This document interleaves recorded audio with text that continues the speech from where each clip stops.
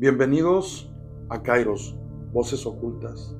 Yo soy Lorenzo Quiroz y esta noche los invito a sumergirse conmigo en un viaje de suspenso, misterio y espiritualidad, donde ciencia y chamanismo se entrelazan. Hoy hablaremos de un hombre que buscó explicar lo inexplicable, un científico que se atrevió a cruzar esa frontera entre la razón y lo místico, y una mujer considerada la curandera más poderosa de México. Esta es la historia de Jacobo Grinberg y Pachita, y de esa conexión misteriosa que tanto los unió. Jacobo Grinberg nació en 1946 en la Ciudad de México. Su vida cambió a los 12 años cuando su madre falleció. Ese hecho lo dejó marcado para siempre y lo impulsó a una búsqueda incansable. ¿Qué ocurre después de la muerte? ¿Qué es realmente la conciencia? Mientras otros niños jugaban, Jacobo devoraba libros de filosofía, psicología y espiritualidad. Con el tiempo ingresó a estudiar psicología en la Universidad Nacional Autónoma de México y después neurofisiología en Nueva York. Pero lo suyo no era simplemente la ciencia dura. Su obsesión era unir lo que parecía imposible, la mente con el espíritu. Para Jacobo, el cerebro no era solo un órgano, era una puerta. Creía que la conciencia no se limitaba al cuerpo, que existía un campo invisible que nos conecta a todos. A esa idea la llamó teoría sintérgica. Imagina un gran tejido invisible, un campo en el que todo está unido y que puede ser alterada por nuestros pensamientos. Así explicaba fenómenos que la ciencia convencional rechazaba: la telepatía, la clarividencia, los estados de iluminación. En sus experimentos aislaba a dos personas en cuartos diferentes y sin embargo sus ondas cerebrales se sincronizaban, como si compartieran una mente común. Para él, cada pensamiento era una onda capaz de modificar la realidad misma. Pero lo que realmente marcó su vida fue su encuentro con Pachita. Ella no era científica ni académica, era una curandera del barrio de Tlatelolco, rodeada de misterio y leyenda. Se decía que realizaba cirugías sin bisturí, sin anestesia, con un cuchillo oxidado y una fe descomunal. Muchos aseguraban que Pachita canalizaba el espíritu de Cuauhtémoc, sí, ese último emperador mexica, y que en trance era capaz de abrir cuerpos, extraer órganos, sí, órganos que ya estaban dañados y sustituirlos por otros. Para la medicina, aquello era imposible. Para Jacobo, aquello era la confirmación de que existían fuerzas más allá de lo visible. La primera vez que Jacobo asistió a un ritual de Pachita, no sabía qué esperar. Frente a él, un paciente se recostó en una mesa humilde. Pachita tomó un cuchillo viejo, lo levantó al aire y comenzó a hablar en un lenguaje extraño, con voz que no parecía suya. Entonces abrió el cuerpo del paciente, metió las manos y extrajo algo que parecía un órgano. Lo reemplazó así, simplemente por otro. Según ella, había materializado en ese instante. Lo más impactante fue que el paciente sobrevivió, se levantó, agradeció y aseguró que el dolor había desaparecido.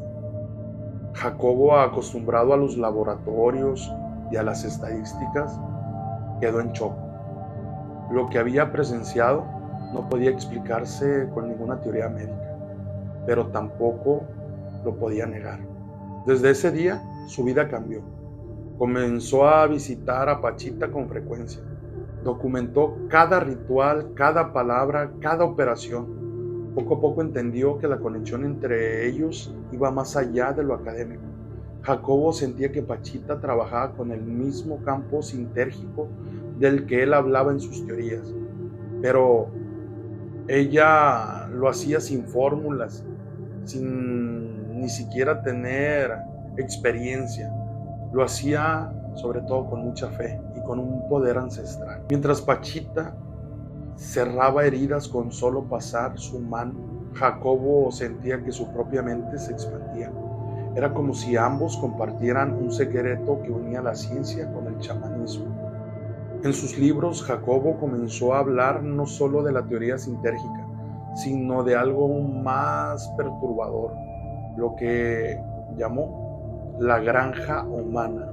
Aseguraba que la humanidad era observada y manipulada por fuerzas invisibles, que éramos como ganado para inteligencias de otro plano. Pachita, en sus trances, le decía lo mismo, con otras palabras obviamente, ¿no?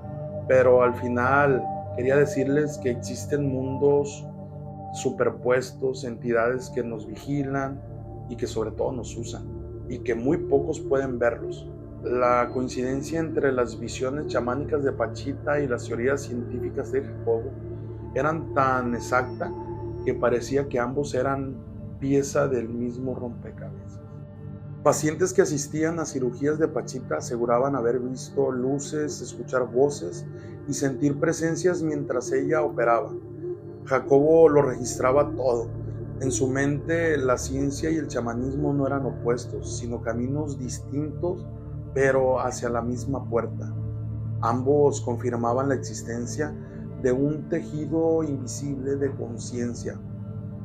Y cuanto más se acercaba a esa verdad, más peligroso se volvía su trabajo. En diciembre de 1994, Jacobo desapareció. No hubo nota, no hubo despedida, simplemente dejó de estar.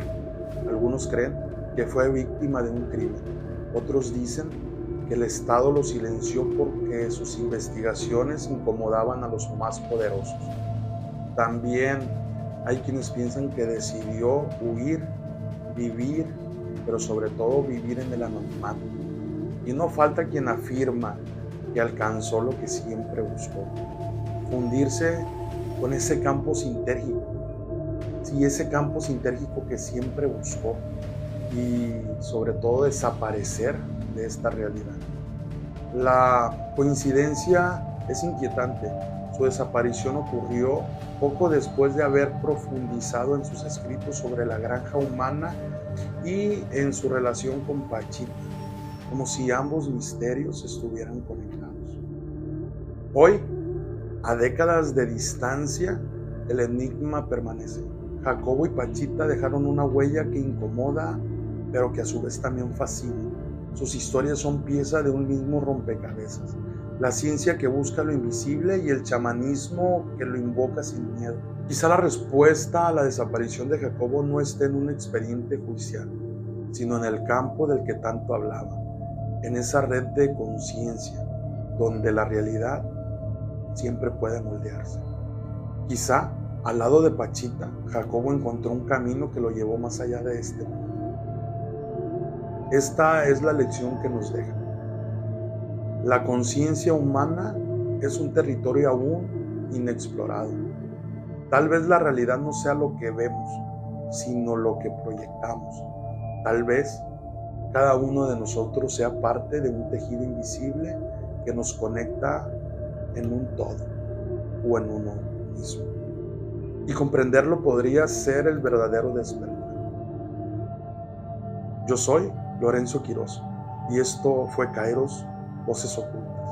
Si esta historia despertó algo en ti, te invito a compartir este episodio y unirte a nuestra comunidad, porque aquí buscamos la verdad detrás del velo. Hasta la próxima y recuerda, el misterio no está afuera, habita dentro de ti.